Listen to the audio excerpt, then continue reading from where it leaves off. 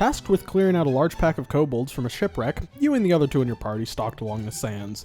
The sun had set an hour ago, and you all reasoned that cover of night would be the best way to approach the situation. Wrong. Kobolds are most comfortable in the dark, and by forgetting this, you got your ranger turned into an elven pincushion. Watching him get skewered, you gave a sigh of defeat before noticing all the shimmering eyes converging on you and your monk. Hello, and welcome to episode 4 of Monsters Misguided. Today, we're going to be talking about kobolds. It's going to be pretty quick.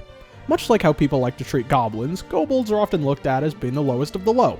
Matter of fact, their challenge rating is half what a goblin's is, at only 1/8. After reading that, one could feel pretty emboldened when climbing down into a kobold den, ready to slay them by the hundreds. However, setting out with that attitude, one of an untouchable god, will result in you finding yourself overpowered and summarily stabbed to death. Kobolds like to work in packs of 5 to 12, making use of their pack tactics abilities. That means in most situations, you'll face a barrage of attacks that can potentially down you before your turn even surfaces. DMs, you'll want to use group attack rules for this to speed up the kobold party's attacks. Trust me. They get to make use of a dagger attack or a sling attack, both dealing pretty negligible damage, but again, if you're getting attacked by 7 in a row, all of this really only poses a problem if you're ambushed or surrounded, as kobolds only have 5 health and an armor class of 12. This means they can easily be dispatched with even the slightest tap on the snout. Furthermore, they have sunlight sensitivity, meaning their pack tactics become flat rolls in the daylight, and they can't see you as well if you do try to sneak up on them. In short, kobolds fighting one-on-one never really fares well for the little dragonoids, since they're at their best fighting with some buddies. When they're with friends, they can easily overpower anyone who doesn't have access to AoE abilities. Even then, they're pretty slick, given dexterity as their highest stat, granting them a little boost where it counts. Either way, approaching kobolds without a sword drawn reveals a very different side of their usual thieving ways. In the case of Roscoe Dalton, kobolds can even form strong alliances with humanoids instead of dragons.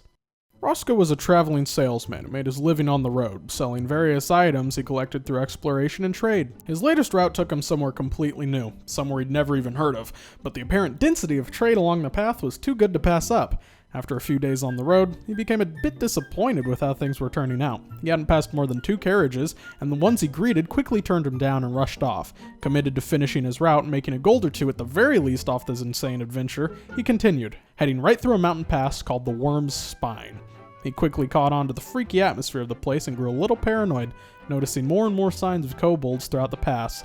Bone structures, red-smeared paint depicting angry stick figures, and distant, joyous screeching. It wasn't a very homely atmosphere, but like a white person in a horror movie, he pressed on, blissfully unaware of the small rock sailing at the back of his head. Roscoe awoke on a cold slab of stone, first seeing a dozen or so small figures clambering over his cart. He jerked awake, only to find that he'd been tied down and was being stared at by a little scaly creature.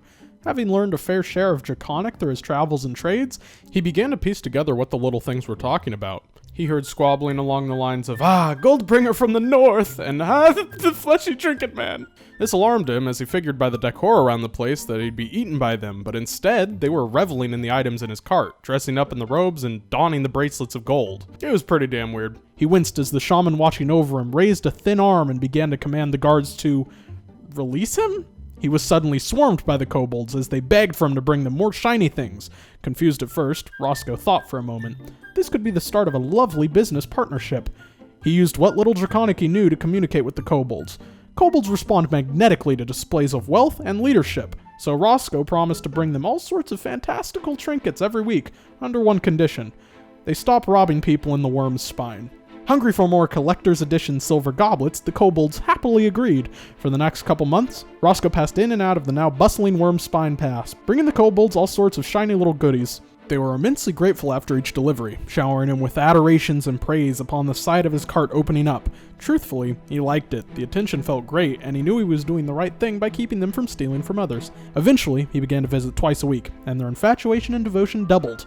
They awarded him titles and special crystals. To them, he was a god, and in time, their vision of him seeped into his own reality. He began to see himself as these freaky little lizards' savior, and he vowed to never let them go another day without something new. Still somewhat believing that he was doing the trade route a service, he soon began to lift items off of people's carts while they were sleeping. One day, abandoning his trade route entirely, he elected to deal exclusively in the area around the pass, only stealing just enough to keep suspicion about the area low. The kobolds loved this. He was in and out 4 times a week and still managed to bring the goodies as always. Several months of this went by, and pretty soon he'd began to live in the pass. Weeks after that, the kobolds had deemed him their leader, letting him govern them and rule over their incredible horde. Eventually, the kobolds even stopped asking him to go out to retrieve more goods. They were just happy to be in his presence. He had done the impossible. He had satisfied the trinket hunger of an entire tribe of kobolds, and in turn, he had become their dragon, and they, his ever-faithful subjects. Roscoe Dalton was dead to the world, now only existing as the myth of the Kobold King. This episode was brought to you by Lizards with Punk Haircuts. Sorry about the wait on this one, I just ran into some art block, life, and crippling self-doubt. No biggie. As usual, special thanks to all these patrons for fueling the channel. You guys are the best. Patrons get access to the channel Discord server, as well as teaser stills for upcoming videos, and sometimes even portions of soon-to-be-released videos themselves. If you got $1 or $2 to spare, go drop something off over there. Thanks for watching, and I'll see you next time. Bye-bye.